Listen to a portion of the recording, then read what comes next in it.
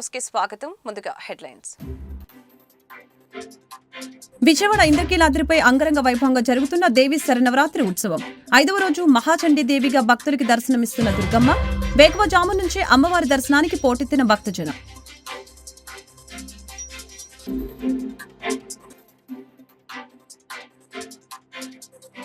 నేడు ఢిల్లీలో పర్యటన చేస్తున్న సీఎం చంద్రబాబు. 2 రోజుల పర్యటనలో భాగంగా ప్రధాని నరేంద్ర మోదీ, రైల్వే శాఖ మంత్రి అశ్విని వైష్ణవ్తో భేటీ కానున్న సీఎం.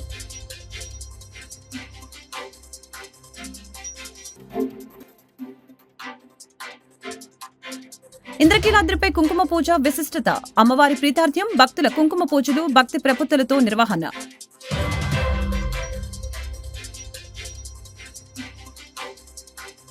బెజవాడ ఇంద్రకీలాద్రిపై దసరా ఉత్సవాలు ఘనంగా జరుగుతున్నాయి. ఉత్సవాలలో భాగంగా 5వ రోజు అమ్మవారు మహాచండీ దేవిగా భక్తులకి దర్శనమిస్తున్నారు. వేకువజాము నుంచి అమ్మవారి దర్శనానికి భక్తులు పోటెత్తారు. దుర్గమ్మ నామస్మరణతో ఇంద్రకీలాద్రి మారుమ్రోగుతోంది.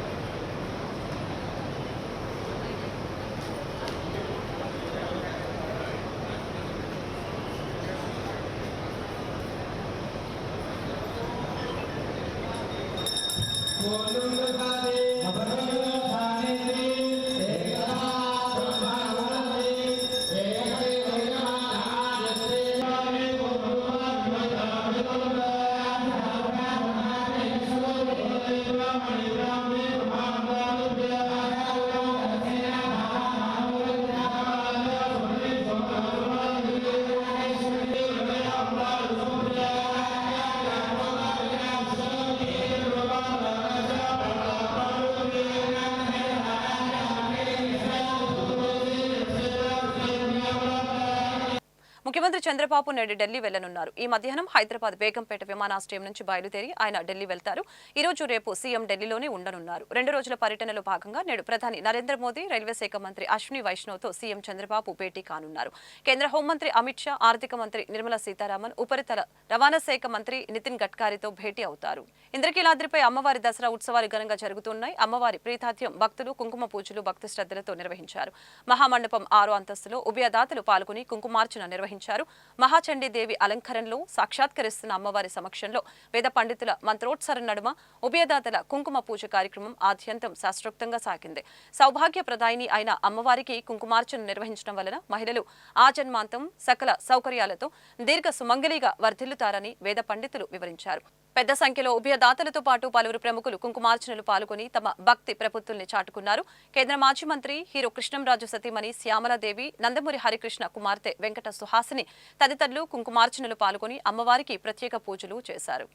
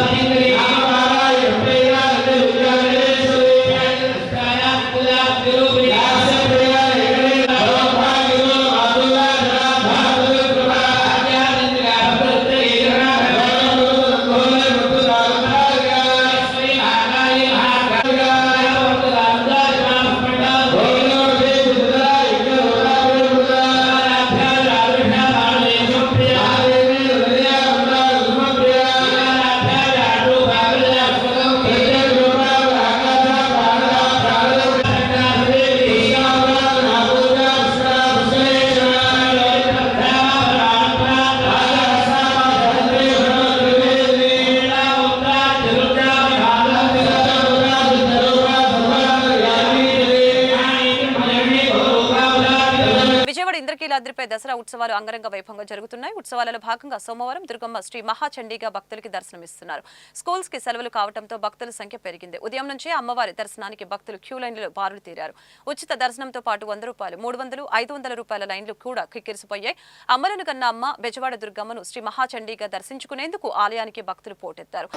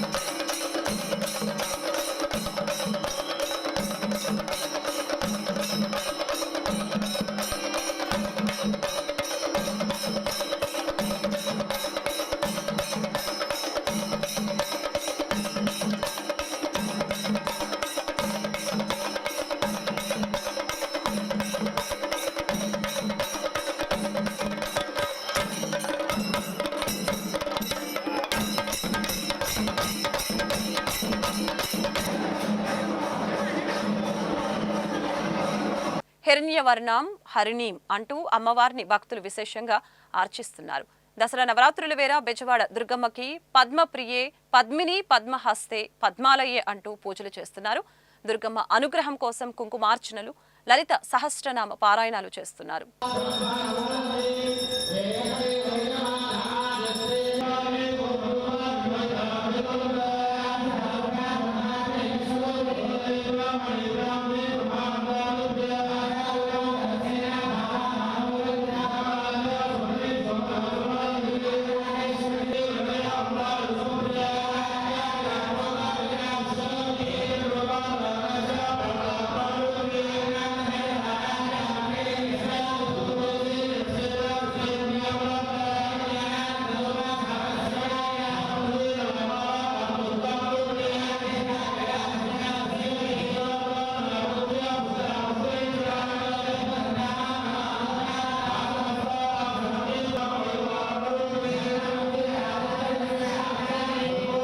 ఇంద్రకీలాద్రిపై కనకదుర్గమ్మ ఆలయంలో దసరా నవరాత్రుల వేళ ఏర్పాటు చేసిన కేరళ వాద్యం ప్రత్యేక ఆకర్షణగా నిలిచింది. సాంప్రదాయబద్ధంగా అభినయంతో కళాకారులు చేసే ప్రదర్శన భక్తుల్ని ఆకట్టుకుంటుంది. నవరాత్రులు ఆద్యంతం అమ్మవారి ఆలయంలో డప్పుల హోరుతో మారుమ్రోగింది.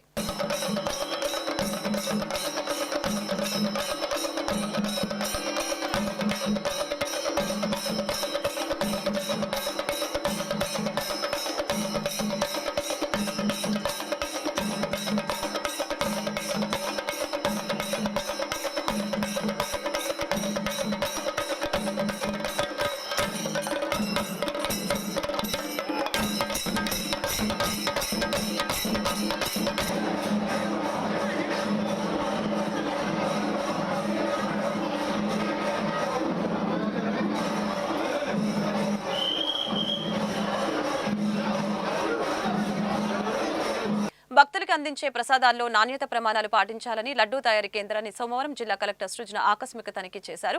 తయారీ ప్రాంతాల్లోని సిబ్బందికి హెచ్చరికలు జారీ చేశారు. విధులు నిర్వహించే సిబ్బంది అందరూ కూడా భక్తి భావంతో, సేవా దృక్పథంతో తాము ఇక్కడికి వచ్చామని, భక్తుల పట్ల గౌరవ మర్యాదలు పాటించాలని అధికారులకి సూచించారు. విధులతో ఎప్పటికప్పుడు అప్రమత్తంగా ఉంటూ భక్తులకి అమ్మవారి దర్శనం త్వరితగతిన జరిగేలా అన్ని చర్యలు తీసుకుంటున్నానని అన్నారు.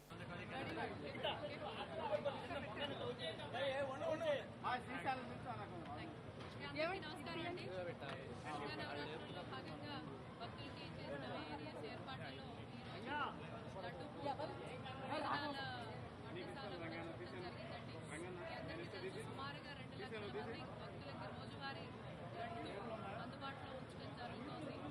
లడ్డు కౌంటర్లలోకి వెళ్ళే లడ్ల నాణ్యత ఏ విధంగా ఉంది అనేది కూడా ఈరోజు పరిశీలించడం జరిగింది. 2 లక్షల లడ్డూలు చెప్పినట్టుగా రోజువారీ మనం పంపిణీ చేయడానికి తయారుగా ఉన్నాం. రోజు కూడా ఆ రేంజ్లోనే అంటే సుమారుగా 1 లక్ష లడ్లు మనకి అమ్ముడుపోతున్నాయి. నాణ్యత కూడా పరిశీలించడం జరిగిందండి. ఎవరి మనోభావాలు దెబ్బతినాల్సిన అవసరం లేకుండా అందరికీ నాణ్యమైన భోజనం, లడ్లు, ప్రసాదాలు కూడా అందుబాటులో ఉండే విధంగా దేవస్థానం వారు పూర్తి చర్యలు తీసుకోవడం జరిగింది. మా వంతుగా వారికి ఎటువంటి సహకారం కావాలన్నా ఇస్తూ ఉన్నాము. భక్తులందరూ కూడా వారి దర్శనం చేసుకున్న తర్వాత ఈ అన్నప్రసాదము, లడ్డు ప్రసాదము కూడా అందరూ కూడా వినియోగించుకోవాల్సిందిగా విజయాన్ని వాడుతున్నారండి. అది కూడా చెక్ చేయడం జరిగింది. భోజనాలకు కూడా వాడుతున్న మెటీరియల్స్ అవన్నీ కూడా చూసాం.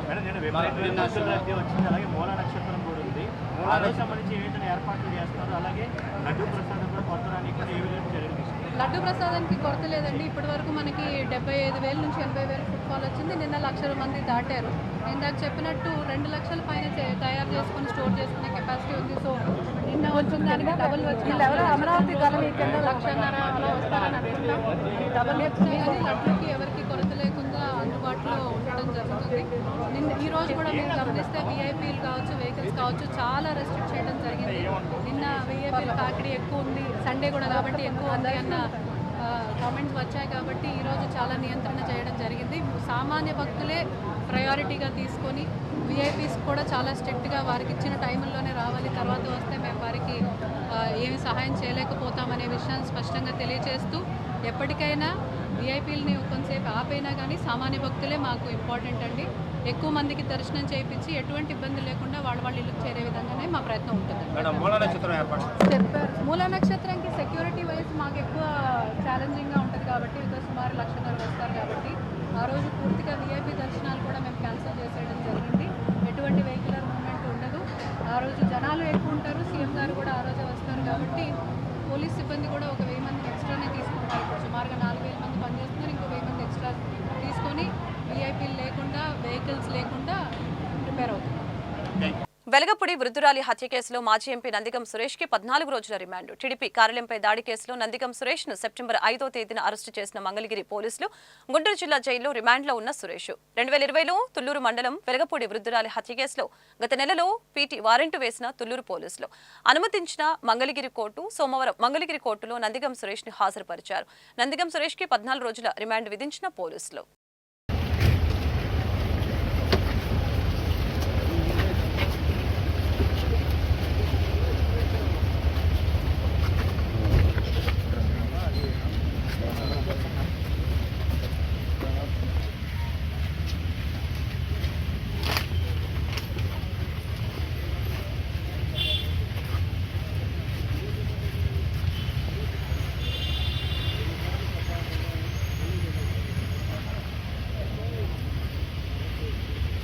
విజయవాడలోని AP Padmashali welfare and development corporation కార్యాలయంలో AP Padmashali welfare and development corporation chairman గా ప్రమాణ స్వీకారం చేయనున్న నందం అబద్దయ్య మంగళగిరి సీతారామ కోవెల వద్ద నుంచి కూటమి నాయకులతో ర్యాలీగా విజయవాడకు బయలుదేరి గొల్లపూడిలో ప్రమాణ స్వీకారం చేయనున్న నందం అబద్దయ్య. నమస్కారాలు. మరి ఇటీవల రాష్ట్ర ప్రభుత్వం ప్రకటించినటువంటి తొలి విడత జాబితాలో పద్మశాలి వెల్ఫేర్ డెవలప్మెంట్ కార్పొరేషన్ పదవి మరి నాకు తొలి విడతలో ఇవ్వటం చాలా సంతోషంగా ఉంది. మరి ఈ పదవికి రావడానికి మన రాష్ట్ర ముఖ్యమంత్రి వర్యులు నారా చంద్రబాబు నాయుడు గారు, అదేవిధంగా మా ప్రియతమ యువ నాయకులు, మరి ఐటీ విద్యాశాఖ మంత్రులు, స్థానిక శాసనసభ్యులు గౌరవనీయులు నారా లోకేష్ గారు సహాయ సహకారాలతో నాకు ఈ పదవి ఇవ్వడం జరిగింది. అదేవిధంగా నాకు ఇచ్చిన పదవి మరి తొలి విడతలోనే 20 కార్పొరేషన్ల పదవుల్లోనే తొలి విడతగా Padmashali welfare and development corporation ఇవ్వటం చాలా పద్మశాలిలో చాలా సంతోషం ఏర్పాటు వచ్చింది.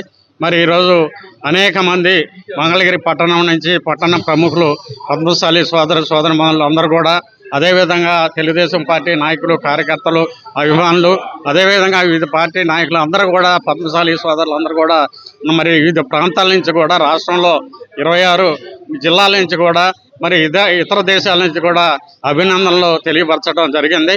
వారికి ఈ సందర్భంగా మరి ప్రత్యేక ధన్యవాదాలు తెలియపరుచుకుంటా ఉన్నాను. ఈరోజు విజయవాడలో మరి పదవి బాధ్యతలు స్వీకరించబోతా ఉన్నాను. ఈ కార్యక్రమానికి పెద్ద ఎత్తున మన జనసేన పార్టీ నియోజకవర్గ ఇన్ఛార్జి చలపల్లి శ్రీనివాసరావు గారు, అదేవిధంగా మా యొక్క 15 మంది డైరెక్టర్లు, యువకులు, పెద్దలు, అనుభవం వాళ్ళతో ఈ యొక్క సంఘాన్ని ఏర్పాటు చేయడం జరిగింది. మరి ఈ యొక్క సంఘంలో మేమందరం కూడా సమిష్టిగా పద్మశాలి సోదరులందరం కూడా మా వంతు సహాయ సహకారాలు పూర్తిగా అందిస్తామని నేను ఈ సందర్భంగా తెలియపరుచుకుంటా ఉన్నా. గుంటూరు ప్రభుత్వ ఆసుపత్రికి రోగులు మరియు వారి సహాయకులు రావడం వలన ఆరోగ్యకరమైన వాతావరణాన్ని తీసుకువచ్చేందుకు కృషి చేస్తున్నామని, అందుకు ప్రజలు సహకరించాలని ఆసుపత్రి సూపరింటెండెంట్ డాక్టర్ కిరణ్ కుమార్ పిలుపునిచ్చారు. ఆదివారం ఆసుపత్రి ప్రధాన గేటు వద్ద సుందరీకరణ కోసం ప్రత్యేక పూజలతో శంకుస్థాపన చేశారు. ఆసుపత్రి అభివృద్ధి కమిటీ సభ్యులు డాక్టర్ శనిక్కెల ఉమాశంకర్ ముఖ్య అతిథిగా హాజరై ఈ సందర్భంగా డాక్టర్ శనిక్కెల ఉమాశంకర్ మాట్లాడారు. ఆసుపత్రిలో ఆరోగ్యకరమైన వాతావరణాన్ని తీసుకొస్తున్నట్లు తెలిపారు. ఆసుపత్రి లోపలికి గుర్తు తెలియని వ్యక్తులు సంచరిస్తూ ఉండటం వలన వైద్యులు, సిబ్బంది ఆందోళనకి గురవుతున్నారు. ఇటీవల వైద్యులకి రక్షణ కల్పించాలని డిమాండ్ చేస్తూ సమ్మెలో పాల్గొన్న సంగతిని ఆయన గుర్తు చేశారు. ఆసుపత్రి పరిసరాలను పరిశుభ్రం చేసేందుకు, పారిశుధ్యాన్ని మెరుగ్గా ఉండే విధంగా చర్యలు తీసుకుంటున్నట్లు తెలియజేశారు. ఆసుపత్రిలో ఎలాంటి దుర్గంధపూరితమైన వాతావరణం లేకుండా సుందరీకరణ ఉండే విధంగా చూస్తున్నట్లు తెలియజేశారు. సభ్యులు ప్రత్యేక శ్రద్ధ తీసుకుంటారని ఆయన తెలిపారు. ఆసుపత్రిలో పార్కింగ్ వ్యవస్థను ప్రక్షాళన చేస్తున్నట్లు ఆయన చెప్పారు. కార్యక్రమంలో సిబ్బంది తదితరులు పాల్గొన్నారు. ఆదివారం మాకు ఆదివారం కాదు, ఇది మాకు పనివారం లాగా మేము ఫీల్ అవుతాం. మేము కూడా పనివారమే, ఎందుకంటే పని చేసే వాళ్ళం కాబట్టి మన పని చేయాల్సిన అవసరం ఉంది. ప్రతి ఆల్టర్నేట్ ఆదివారాలు కూడా మన స్వచ్ఛ భారత్ ప్రోగ్రాం తీసుకొని ఈ హాస్పిటల్ శుభ్రం చేసుకొని హాస్పిటల్ని మరింత మెరుగైన పరిశుభ్రత, పరిసరాలు శుభ్రత, పారిశుద్ధ్య శుభ్రత వీటి కోసం మనం ప్రయత్నిస్తూ ఉన్నాం. సోమవారం నుంచి శనివారం దాకా రోగులతో మమేకమై ఉంటాం. ఆదివారం రోజు దాదాపు 9-8 గంటలకు వచ్చాం. 9 గంటల పని మొదలు పెట్టాం. 10:30-11 అవుతుంది. 2 గంటలు ప్రతి ఆదివారం ఆల్టర్నేట్ ఆదివారం చేయడానికి మేము నిర్ణయించుకొని ఇదంతా చేస్తూ ఉన్నాం.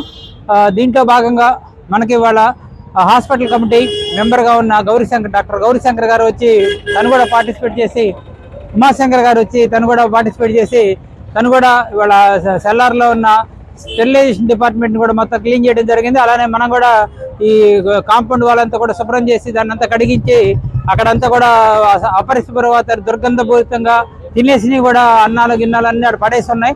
అవన్నీ కూడా శుభ్రం చేసి చెట్లు కొట్టేసి కొంత శుభ్రం చేస్తున్నాం. అలానే బ్యూటిఫికేషన్ కూడా చేయడానికి మనం ముందుకు వచ్చాం. ఏపీఎండిసి అధికారులు సత్యం గారు వాళ్ళ టీం కూడా వాళ్ళు ఉండి వాళ్ళ కాంట్రాక్టర్లు, మేస్త్రి కూడా వచ్చేసి వాళ్ళ శంకుస్థాపన కూడా చేసి ఇక్కడ వర్క్. ఇవాళ కొత్త గవర్నమెంట్ వచ్చింది. కొత్త గవర్నమెంట్ కొత్త విధంగా హాస్పిటల్ని అభివృద్ధి చేయడానికి వాళ్ళు ప్రయత్నిస్తున్నప్పుడు వాళ్ళతో పాటు మనం నడవాల్సిన అవసరం ఉంది. అలానే నారా చంద్రబాబు గారి నేతృత్వంలో ఇవాళ గవర్నమెంట్ ముందుకెళ్తా ఉంది. మనకి సత్యకుమార్ యాదవ్ గారు బీజేపీ లీడర్గా ఉన్నారు. అలానే బీజేపీగా ఉన్న సెంట్రల్ గవర్నమెంట్లో ఉన్న నరేంద్ర మోడీ గారి పిలుపు మేరకు స్వచ్ఛ భారత్, స్వచ్ఛ సాహి ప్రోగ్రాం మనం చేస్తూ ఉన్నాం.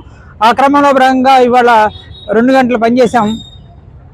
నెక్స్ట్ వచ్చే ఆదివారం కాకుండా పై ఆదివారం కూడా మళ్ళీ మనం పనిచేస్తాం. ఈలోపు బయట పార్కింగ్. జిల్లాలోని ప్రజలు ఎదుర్కొంటున్న అనేక సమస్యల పరిష్కారం కోసం ప్రతి సోమవారం కలెక్టర్ కార్యాలయంలో నిర్వహించే కలెక్టర్ గ్రీవెన్స్ కి బాధితులు పెద్ద సంఖ్యలో హాజరయ్యారు.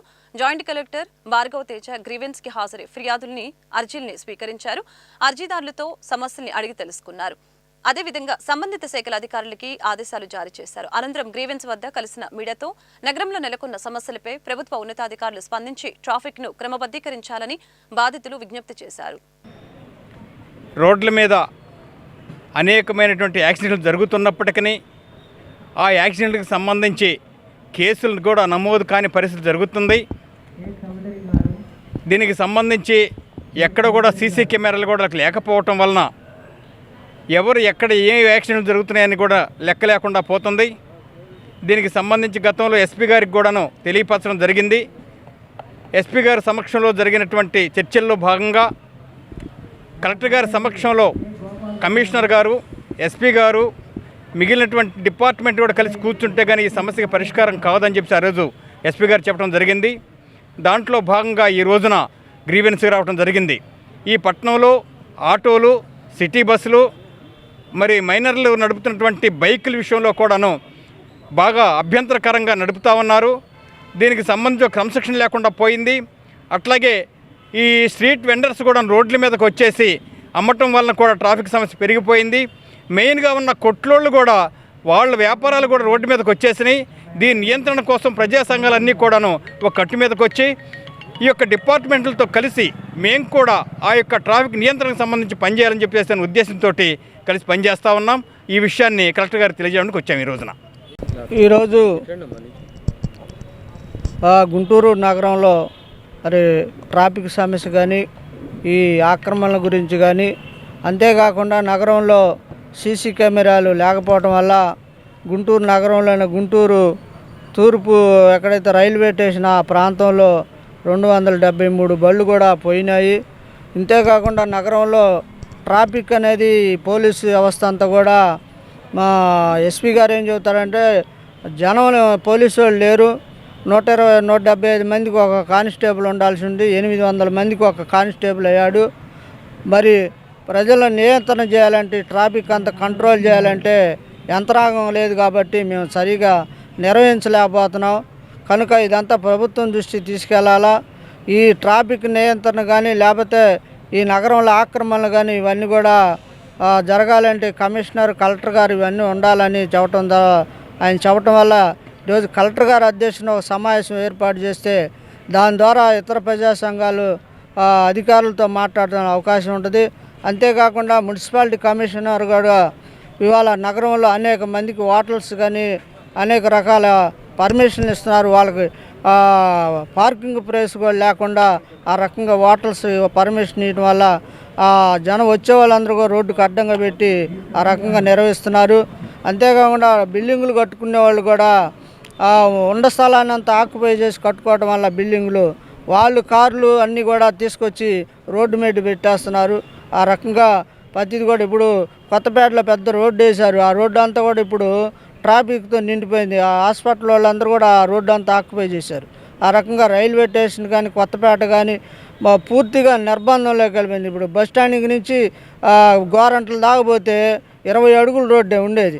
20 అడుగుల రోడ్లో 10 అడుగుల రోడ్డు ఈ హోటల్స్ వాళ్ళు, ఈ బళ్ళోళ్ళు వీళ్ళంతా ఆక్యుపై చేస్తే 10 అడుగుల రోడ్లో బస్సు పోవాలా, కార్లు పోవాలా, 2 వీలర్స్ పోవాలా, మనుషులు వెళ్ళాలా. ఒక మనిషి దాటి వెళ్ళాలంటే అరగంట పడుతుంది రోడ్డు నుంచి ఆ దరికి వెళ్ళాలంటే. ఆ రకమైన భయంకరమైన నిర్బంధన, గుంటూరు నిర్బంధన. గుంటూరు కృష్ణా జిల్లాల పట్టభద్రులు స్వతంత్ర ఎమ్మెల్సీ అభ్యర్థిగా పోటీ చేస్తున్నట్లు లగడపాటి వేణుగోపాల్ ప్రకటించారు. సోమవారం బ్రాడీపేటలోని కార్యాలయంలో ఏర్పాటు చేసిన మీడియా సమావేశంలో గత 30 సంవత్సరాలుగా ఉపాధ్యాయ వృత్తిలో కొనసాగుతూ సామాజిక అంశాలపై ప్రత్యేక అనుభవం కలిగిన తన అభ్యర్థిత్వాన్ని పట్టభద్రులు బలపరిచారని విజ్ఞప్తి చేసుకున్నారు. సామాజిక స్పృహ ఉన్న వ్యక్తి పెద్దల సభకు వెళితే సమాజానికి మేలు జరుగుతుందన్న విషయాన్ని ప్రతి ఒక్కరూ గుర్తించాలని కోరారు. సమావేశంలో పలు ఉపాధ్యాయులు కూడా పాల్గొన్నారు. గౌరవనీయులైన గుంటూరు కృష్ణా పట్టభద్రులకు నమస్కరించి వేణుగోపాల్ తెలియజేయిందనగా ఈరోజు మనము దశ దిశల లక్ష్యాలతో కూడిన మేనిఫెస్టోని విడుదల చేస్తా. దానికి కారణం ఏంటంటే నేను ఇండిపెండెంట్ అభ్యర్థిగా పోటీ చేస్తాను, ఈ ఎమ్మెల్సీ అభ్యర్థిగా నిలబడదాం అనుకుంటున్నాను. దానిలో భాగంగా నేను దశ దిశ లక్ష్యాలతో కూడిన ఒక మేనిఫెస్టో, దానిలో మనం రకరకాల సమస్యలు ప్రస్తావించాం. ఏమిటంటే మొదటిది నిరుద్యోగ సమస్య, అదే రైతువారీ సమస్య, తర్వాత వృద్ధుల సమస్యలు, అలాగే కార్మికులు, ఉద్యోగస్తులు, ఇటువంటి రకరకాల సమస్యలను సైంటిఫిక్ టెంపర్ ఉండాలనేది ప్రభుత్వాల బాధ్యత ఏందని ఇవన్నీ కూడా సమస్యలను ప్రస్తావించడం జరిగింది. నేను ఓ సమస్యలను కోసమై పోరాడదామని, ఈ సమస్యల పరిష్కారాన్ని కృషి చేద్దామనే నేను ఈ ఎన్నికల రంగంలో దిగాలని నిర్ణయించుకున్నాను. మీ అందరి సహకారం నాకు ఉంటుందని నేను కోరుకుంటున్నాను. నేను ఒక్కో విషయం నా గురించి ఒక మాట చెప్పుకుందాం అనుకున్నా. నేను దాదాపు లెక్చర్గా 36 సంవత్సరాలు భౌతిక శాస్త్రాలు లెక్చర్గా పనిచేశాను. తెనాలి వివేకాలు ఎక్కువ కాలం చేశాను. తర్వాత గుంటూరులో చేశాను, చైతన్యలో చేశాను, అలాగా నారాయణ హైదరాబాద్, చైతన్య హైదరాబాద్, ఎన్ని కాలేజీల్లో రకరకాలుగా విజ్ఞానంలో చేశాను. ఇటువంటి అనుభవం ఉన్నది, నాకు లెక్చర్గా అనుభవం ఉన్నది. అలాగే రాజకీయాలతో సంబంధం లేదని కాదు, నేను మొట్టమొదటి నుంచి 1976 నుంచి రాజకీయాలతో సంబంధం ఉన్నది. అంటే చిన్నపిల్లాడుగా ఉన్నప్పుడే రాజకీయ కార్యక్రమాల్లో పాల్గొనడం ప్రారంభించారు, జనతా గవర్నమెంట్ ఉన్నప్పుడే. ఎందుకంటే మా కుటుంబ నేపథ్యం రాజకీయ కుటుంబ నేపథ్యం. నారాకోడూరులో మా పూర్వీకులందరూ కూడా రాజకీయ సంబంధం ఉన్నవాళ్ళు.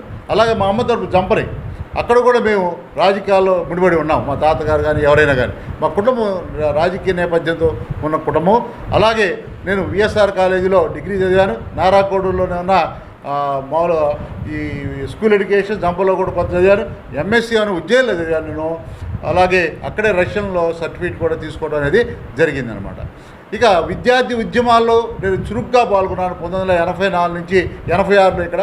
తర్వాత యువజన, తర్వాత రైతు ప్లస్ కౌలు రైతు మన ఢిల్లీలో జరిగిన రైతాంగ ఉద్యమంలో కూడా బాగా పాల్గొన్నాను. ఇంకా ఎక్కువగా అన్నిటికన్నా ఎక్కువగా నేను సైన్స్ ఉద్యమంలో పాల్గొనడం జరిగింది. దాదాపు 1987 నుంచి అప్పుడు సైన్స్ జాత అనే. వార్తలు ముగించే ముందు ముఖ్యాంశాలు మరొకసారి. విజయవాడ ఇంద్రకీలాద్రిపై అంగరంగ వైభవంగా జరుగుతున్న దేవి శరన్నవరాత్రి ఉత్సవం 5వ రోజు మహాచండీ దేవిగా భక్తులకి దర్శనమిస్తున్న దుర్గమ్మ. వేకువజాము నుంచే అమ్మవారి దర్శనానికి పోటెత్తిన భక్తజనం.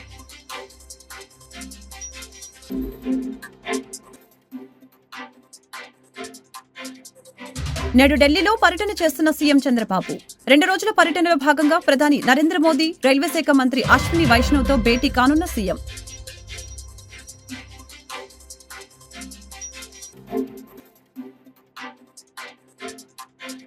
ఇంద్రకీలాద్రిపై కుంకుమ పూజ విశిష్టత. అమ్మవారి ప్రీతార్థ్యం భక్తుల కుంకుమ పూజలు, భక్తి ప్రపత్తులతో నిర్వహణ.